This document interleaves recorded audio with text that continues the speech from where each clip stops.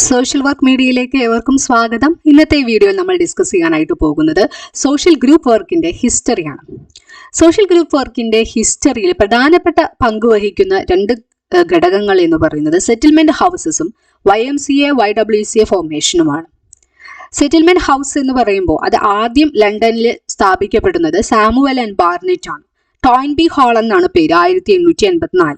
എന്താണ് ഈ സെറ്റിൽമെന്റ് ഹൗസുകൾ കൊണ്ട് ഉദ്ദേശിക്കുന്നത് എന്താണെന്ന് വെച്ചാൽ ആ ഒരു സമയത്ത് ആ ഒരു കാലഘട്ടത്ത് ഇംഗ്ലണ്ടിലും അതുപോലെ തന്നെ അതിന്റെ പരിസര പ്രദേശങ്ങളിലുമൊക്കെ ഒരുപാട് സമൂഹത്തിന്റെ ഒരു ഫോർമേഷൻ നടന്നുകൊണ്ടിരിക്കുന്ന സമയമായിരുന്നു. അല്ലെങ്കിൽ ഒരു സമൂഹത്തിൽ ഒരുപാട് കാര്യങ്ങൾ ഒരു ഒരു ചേഞ്ച്, ഡ്രാസ്റ്റിക് ചേഞ്ചിന്റെ ഒരു കാലഘട്ടമായിരുന്നു. പല രീതിയിലുള്ള അസുഖങ്ങളും പല രീതിയിലുള്ള പ്രശ്നം നടന്നുകൊണ്ടിരിക്കുന്ന അല്ലെങ്കിൽ ആളുകൾക്ക് കൂടുതലായിട്ട് ആവശ്യങ്ങൾ വേണ്ടി വരുന്ന ഒരു സമയമാണ്, ഒരു കാലഘട്ടമായിരുന്നു. അപ്പോൾ പ്രധാനമായിട്ടും പല രീതിയിൽ അസുഖങ്ങൾ നടക്കുമ്പോൾ തീർച്ചയായിട്ടും നമുക്കൊരു എഡ്യൂക്കേഷൻ കൊടുക്കണം.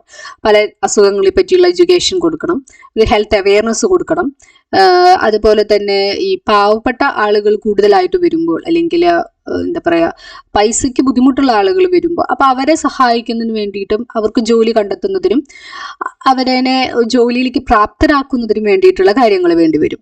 ഒരു എഡ്യൂക്കേഷൻ രീതിയിൽ നമ്മൾ ചിന്തിക്കുകയാണെങ്കിൽ ഒരു വിദ്യാഭ്യാസം ഉണ്ടെങ്കിലാണല്ലോ സമൂഹത്തിന്റെ മൊത്തത്തിലുള്ള ഒരു പുരോഗതി ഉണ്ടാവും. അപ്പം അത്തരത്തിലുള്ള ഒരു പ്രൈമറി എഡ്യൂക്കേഷൻ ആളുകൾക്ക് കൊടുക്കുന്നതിന്റെ ഭാഗമായിട്ടും അതുപോലെ ഈ ഡിഫറെന്റ്ലി ഏബിൾഡ് ആയിട്ടുള്ള ആളുകളിൽ അവരെ ട്രീറ്റ് ചെയ്യുന്ന പല കാര്യങ്ങളും, അതുപോലെ ഏജ്ഡ് ആയിട്ടുള്ള ആളുകളുണ്ടെങ്കിൽ അവരേനെയും കൂടി സമൂഹത്തിലേക്ക് കൊണ്ടുവരുന്ന എല്ലാറ്റിൻ്റെയും ഒരു പ്രാരംഭ ഘട്ടമായിരുന്നു ആ ഒരു സമയം.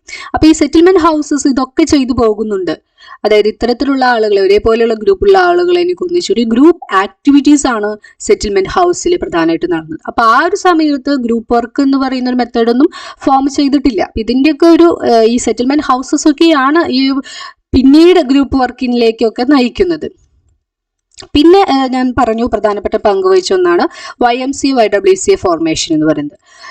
ആദ്യം ഫോം ചെയ്യുന്നത് YMCA ആണ്. അത് യങ് മെൻസ് ക്രിസ്ത്യൻ അസോസിയേഷൻ എന്നാണ് ഇതിന്റെ ഒരു ഫുൾ ഫോം എന്ന് പറയുന്നത്. 1844 സർ ജോർജ് വില്യംസ് ആണ് അത് സ്റ്റാർട്ട് ചെയ്യുന്നത് ലണ്ടനിൽ. അപ്പോൾ ഒരു ക്രിസ്ത്യാനിറ്റി അത് മതപരമായ രീതിയിലാണ്, ഒരു സ്പിരിച്വാലിറ്റി അമംഗ് യങ് പീപ്പിൾ അത് ഇംപ്രൂവ് ചെയ്യുന്നതിന് വേണ്ടിയിട്ടാണ് YMCA സ്റ്റാർട്ട് ചെയ്യുന്നത്. YWCA സ്റ്റാർട്ട് ചെയ്തിട്ടുള്ളത് ലണ്ടനിൽ തന്നെ രണ്ട് പ്രധാനപ്പെട്ട വ്യക്തികളാണ്. ഒന്ന് ലേഡി മേരി ജെയിനും അതുപോലെ തന്നെ MR റോബേർട്സ് ആണ് 1855. ലേഡി മേരി എന്ന് പറയുന്നത് കൂടുതലായിട്ടും നഴ്സുമാരുടെ ഇടയിലെ നഴ്സുകളെ ഒരുമിച്ച് കൂട്ടിയിട്ടുള്ള ആക്ടിവിറ്റീസ് ആണ് ചെയ്തത്. അവർക്ക് വേണ്ടി ഒരു ഹോസ്റ്റൽ ഫെസിലിറ്റി ഒക്കെ സ്റ്റാർട്ട് ചെയ്തിട്ട് അങ്ങനെയാണ് ചെയ്തത്. MR റോബേർട്സ് ആണെങ്കിൽ ഒരു പ്രയർ ഗ്രൂപ്പ് പോലെ ചെറുപ്പക്കാരായ യുവതികളെ ഒരുമിച്ച് കൂട്ടിയിട്ടാണ് ചെയ്യുന്നത്. അപ്പൊ പിന്നീട് എന്തായി, ഈ രണ്ട് ഗ്രൂപ്പുകളും കൂടി, അതായത് ലേഡി മേരി ജെയിനും സ്റ്റാർട്ട് ചെയ്തതും അതുപോലെ തന്നെ MR റോബേർട്സ് സ്റ്റാർട്ട് ചെയ്ത ഈ രണ്ട് ഗ്രൂപ്പുകൾ മെർജ് ചെയ്തിട്ട് 1877 YWCA ഫോം ചെയ്തു. അപ്പൊ ഇതും ത്രൂ ഔട്ട് ഒരു ഗ്രൂപ്പ് വർക്ക് ആക്ടിവിറ്റീസ് ആണ് നടക്കുന്നത്. ഇതും ഭാവിയിൽ ഗ്രൂപ്പ് വർക്കിനെ സ്വാധീനിക്കുന്ന ഒരു ഘടകമായി മാറുന്നുണ്ട്. ഇനി chronological evolution of social group work from 1930s നമ്മൾ നോക്കി കഴിയുകയാണെങ്കിൽ നമുക്ക് മനസ്സിലാക്കാൻ സാധിക്കുന്ന അന്നത്തെ ഒരു അന്തരീക്ഷം കൂടി നമ്മൾ കണക്കിലെടുക്കണം. അതായത് സോഷ്യൽ ഗ്രൂപ്പ് വർക്കും ഗ്രൂപ്പ് സൈക്കോ തെറാപ്പി രണ്ടും ഒരുമിച്ച് ഡെവലപ്പ് ചെയ്ത ഒരു കാലഘട്ടമായിരുന്നു ആ ഒരു സമയത്ത്. പിന്നീട് ഞാൻ നേരത്തെ സൂചിപ്പിച്ചതുപോലെ പല രീതിയിലുള്ള അസുഖങ്ങൾ പ്രധാനമായിട്ട് സമൂഹത്തിൽ നിലനിന്നിരുന്നു. അതിനെക്കുറിച്ചുള്ള കണ്ടുപിടുത്തങ്ങളും അതെങ്ങനെ റിക്കവർ ചെയ്യാം അങ്ങനെ കാര്യങ്ങൾ ജനങ്ങൾക്കൊക്കെ അവയർനെസ് വളരെയധികം കുറവായിരുന്നു.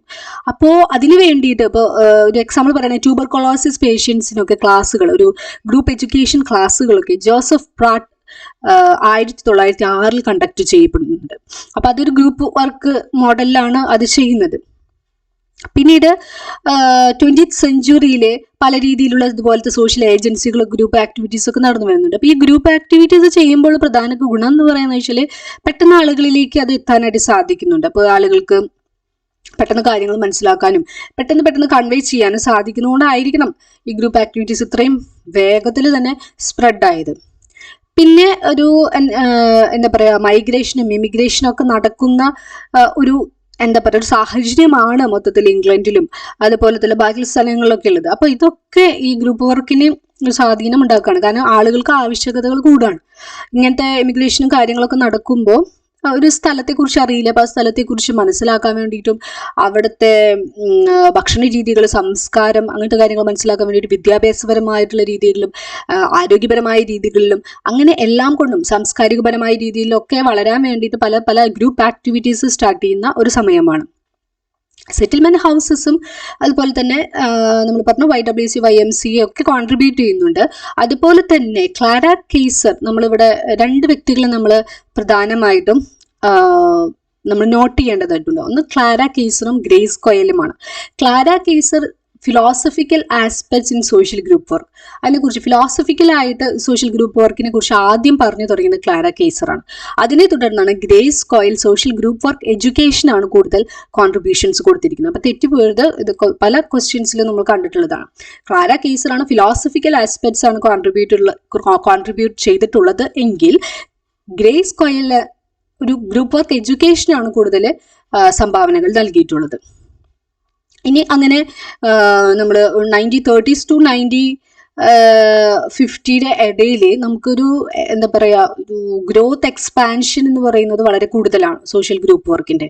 കുറേ എഡ്യൂക്കേഷണൽ റിസർച്ച് എഫേർട്സ് ഒക്കെ നടക്കുന്നുണ്ട്. അതുപോലെ തന്നെ ഗ്രൂപ്പ് വർക്കിനെ നമ്മുടെ സോഷ്യൽ വർക്ക് പ്രൊഫഷനിലേക്ക് ഇൻട്രൊഡ്യൂസ് ചെയ്യപ്പെടുന്നത് national conference for social work 1935 നടന്ന ആ സമയത്തായിരുന്നു. ഓക്കെ, പിന്നെ ഒരു വളരെ നല്ല രീതിയിൽ, മികച്ച രീതിയിൽ സോഷ്യൽ ഗ്രൂപ്പ് വർക്ക് 1930 1950 കാലഘട്ടത്തിനിടയിൽ വളരെയധികം ഭയങ്കര ഗ്രോത്ത് കൂടി വരുന്നുണ്ട്. അതിൻ്റെ ആവശ്യകതകൾ കൂടി വരുന്നുണ്ട്. യുദ്ധങ്ങൾ നടക്കുന്നുണ്ട്, കലാപങ്ങൾ നടക്കുന്നുണ്ട്. അതിനൊക്കെ ഇരയാകുന്ന യുദ്ധത്തിലെ എന്താ പറയുക, ഇരയാകുന്ന വ്യക്തികൾക്ക് വേണ്ടി പല രീതിയിലുള്ള സൈക്കാട്രിക് ട്രീറ്റ്മെന്റ്സ് ഈ സോഷ്യൽ ഗ്രൂപ്പ് വർക്ക് പ്രോസസ്സിലൂടെ നടക്കുന്നുണ്ട്. പല രീതിയിലുള്ള പ്രൊഫഷൻസ്, ഇൻസ്റ്റിറ്റ്യൂഷൻസ് ഒക്കെ എസ്റ്റാബ്ലിഷ് ചെയ്യപ്പെടുന്നു. പല റിസർച്ചുകൾ ഗ്രൂപ്പ് വർക്കിൽ നടക്കുന്നുണ്ട്. പല അസോസിയേഷൻസ് ഫോം ചെയ്യുന്നുണ്ട്. HB ട്രക്കറുടെ ഫേമസ് ടെക്സ്റ്റ് ബുക്ക് ഇറങ്ങുന്നത് 1948 അങ്ങനെ ഒരു 1950 കാലഘട്ടങ്ങളൊക്കെ കഴിയുന്ന ഒരു സമയത്താണ് American association of social work with ഗ്രൂപ്പ്സും അതുപോലെ മറ്റ് 6 ഓർഗനൈസേഷൻസും കൂടി national association of social work 1955 start ചെയ്യപ്പെടുന്നത്. പിന്നീട് നമ്മൾ 1960 കാലഘട്ടങ്ങളിലേക്ക് കടക്കുമ്പോൾ പല രീതിയിലുള്ള scholars social group work theories ഒക്കെ ഡെവലപ്പ് ചെയ്യുന്നുണ്ട്.